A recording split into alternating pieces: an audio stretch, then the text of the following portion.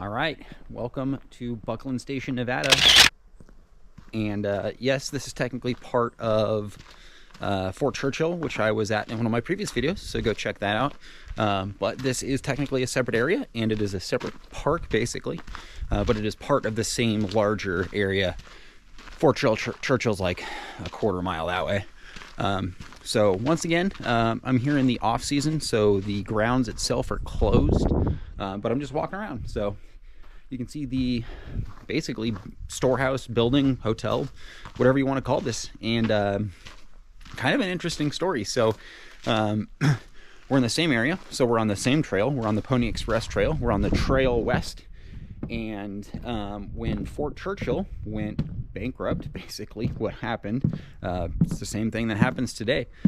Governments be governmenting, and got the story right here.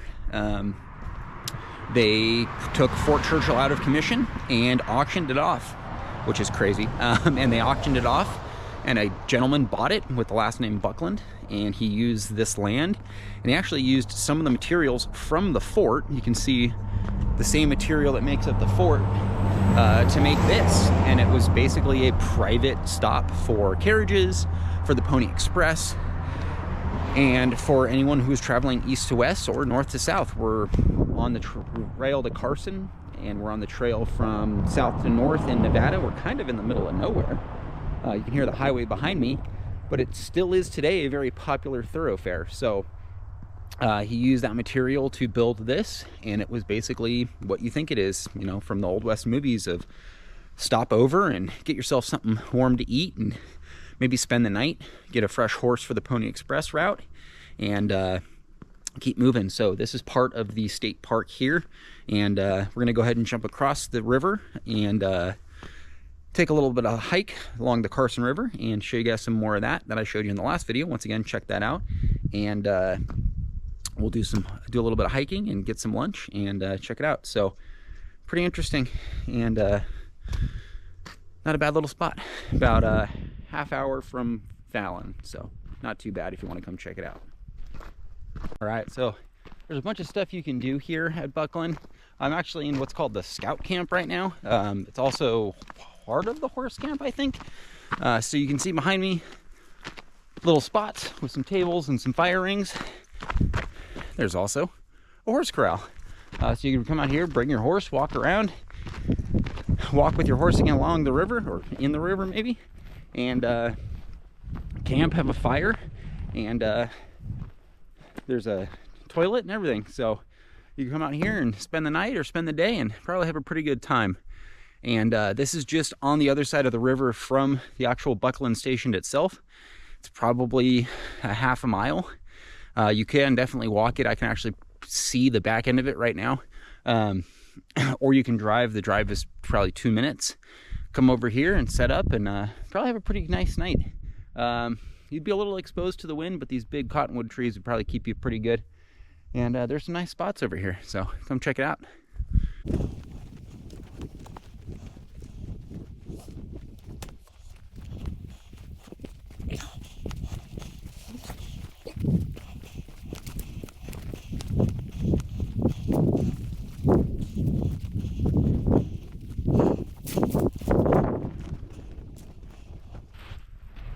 Well, been traveling along the Carson River for the last couple minutes, and found a nice little flat spot out in the sun where it's nice and warm, and river's moving pretty good. It's cold enough that there's some ice flowing down. I don't know if you can see that, but it's flowing good, and it's super pretty out here. It is cold though, but hard to beat this. Got the whole place to myself, so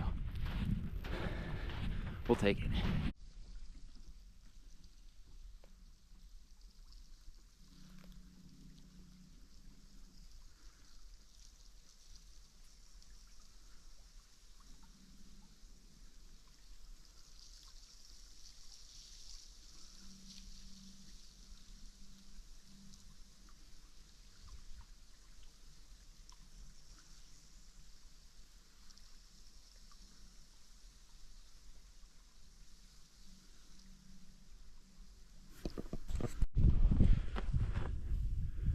please close gate. As a basic rule, whatever way you find the gate, leave it that way. So if it's found open, leave it open. If it's found closed, leave it closed, unless otherwise instructed, like that. So if I found that open, I'd probably go ahead and close it. Normally, you always leave the gate the way you found it.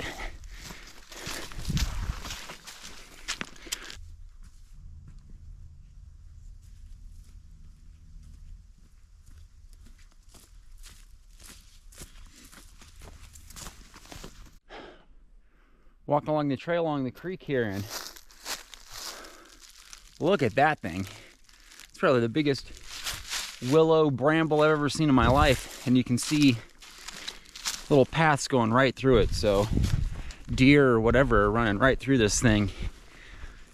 And I mean, it's probably a great place to go and get away from all the predators and stuff, thorny and nasty, and probably be a decent place for a little shelter overnight if you're just going to throw your sleeping bag down. But definitely would want to start a fire in there, because that's it's a giant ball of tinder waiting to light up.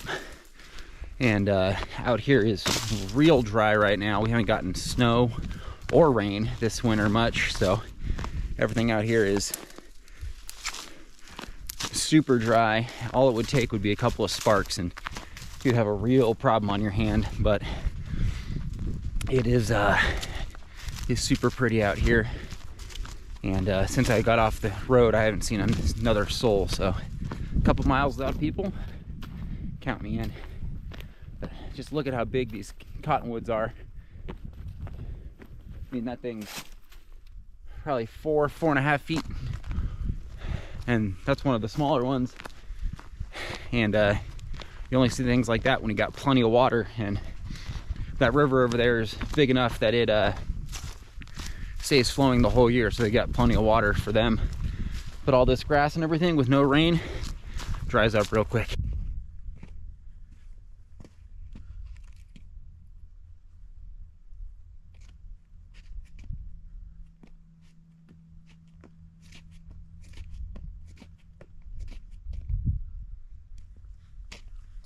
Solid ice. Be careful walking over ice. Cold water sucks. All right, I worked my way out to this little sandbar on a big oxbow in the river. And right now, with the water being low, it's flowing on this side, but there's a big oxbow on the other side. I've actually seen a bunch of signs of freshwater clams, which is cool. I haven't seen that very much, and I didn't even know those were a thing up here. I'm looking around in the water just to see if I can see any, but the water's so low and it's cold enough that the ground's pretty hard. So even if I did see one, I think it'd be buried pretty deep for the winter. But yeah, lots of little shells, and I've even seen some in the water, probably some tracks too. But to be honest with you, I didn't know those were up here. So pretty interesting. You can eat freshwater clams. Most freshwater things like that are not poisonous or toxic, whatever you want to call it. So in a situation that you needed some food, you could probably dig those things up and eat them. They're real small, so it would take a lot to get you anywhere. And I don't know what their protection status or anything like that is, so don't come after me. I'm just talking. But yeah, very interesting. I haven't seen any fish. That's pretty chilly, so once again, the fish are probably nice and deep where the water's a little bit warmer. And kind of cool. Another thing, trash. I don't know why it's always soda cans. You would think it would be like beer cans, people coming out here and having bonfires and stuff. It's always soda cans or energy drink cans. I don't know if they just have some weird propensity to float down a river, but every can you see out here is a soda can. You'd think you'd see more beer cans, but whatever.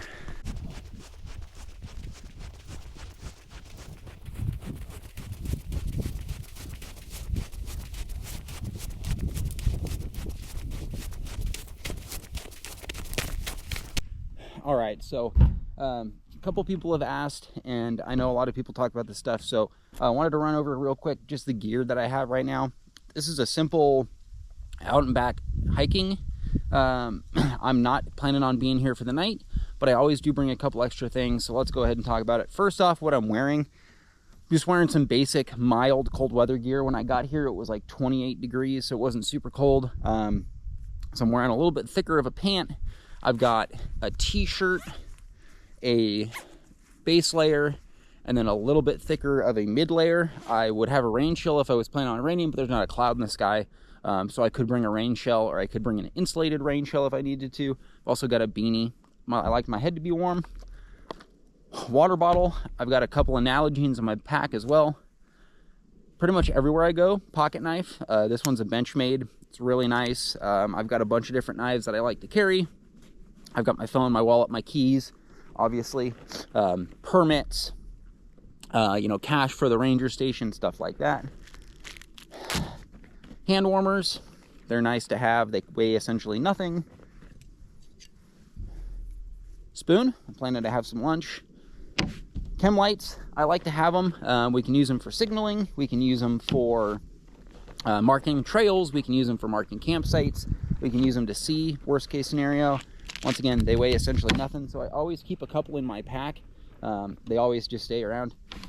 Ferro rod, these are not that expensive. These are nice thick ones. They have lanyard loops in them, so you can put 550 cord or something on them. These things last essentially forever. I've got like 15 of them. I just chuck them in all in my packs, my vehicles. Headlamp. Pretty much go nowhere without a headlamp, because if your vehicle breaks down and it's dark, put your headlamp on. If you find a cave and you want to go explore, put your headlamp on. If you get stuck out somewhere, you roll your ankle and you need to crawl your way to your truck and it gets dark, put your headlamp on. Digging down a little bit more, I brought my little fishing kit. I decided not to use it. The river's pretty icy, so I don't want to just, throw a line into a bunch of ice. Not really worth it. Bag o' snacks. There's some instant coffee, some tuna, some drink mixes, some dates, which are really good hiking snacks. GoPro batteries. Lunch. This one's from Wild Society. I'm trying a bunch of different ones out, and a bunch of different ones popped up, so I bought a bunch. Fixed blade knife. This isn't anything super crazy. I think this one was like 40 or 50 bucks. But I always want a full tang. I want something a little bit thicker.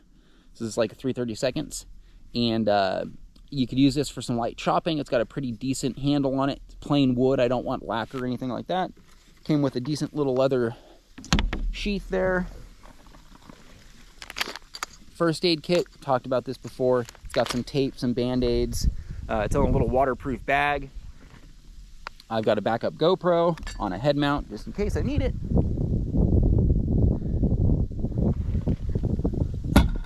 Stove, pretty self-explanatory.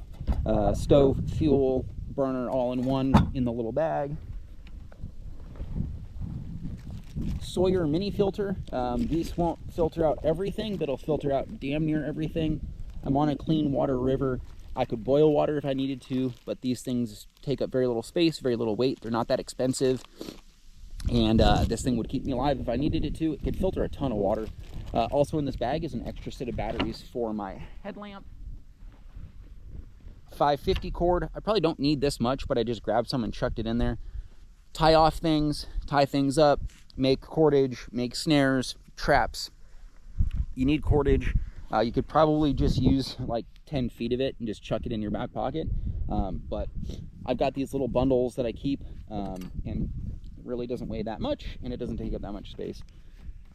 Brought my hammock just in case I wanted to hang out and take a nap or something, but probably not going to do that. You all know what that is. That's toilet paper. Don't go home. Don't leave home without it, because you're going to want it, and that's the time you don't have it, and then you're going to end up with one sock or something.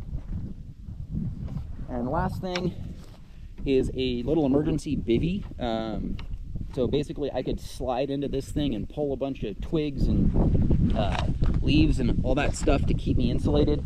The stuff I'm wearing is pretty warm, but if I was out here overnight, supposed to get into the teens, I'd be pretty cold. I'd probably be looking at lighting a fire and crawling into this thing with as many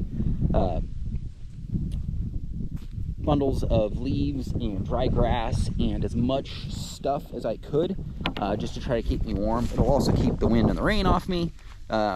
It's bright orange, so I can use it for signaling. Do I really need this? Probably not, but I've got the room in my pack. I don't really care too much about the weight because I only hiked like 2 miles or 3 miles. And you don't need it until you need it. So there's been plenty of stories about people that pull over on the side of the road to take a leak and fall, break their leg, break their ankle, get turned around, get lost, and all they've got is a pair of sneakers and a pocket knife and a Slim Jim in their back pocket, and they struggle to survive for 2, 3, 4, 5 days sometimes. So if I'm planning on coming out here and going hiking, I'm probably going to bring a couple extra things more than I need. If I'm stripped backpacking, like I'm planning on doing this summer, some of this stuff is going to be stripped down. I'm not going to bring that emergency bivvy. I'm not going to bring the fishing kit. I'm not going to bring a chair. I'm not going to bring a lot of those things that I would potentially want if I wasn't worried about hiking as far.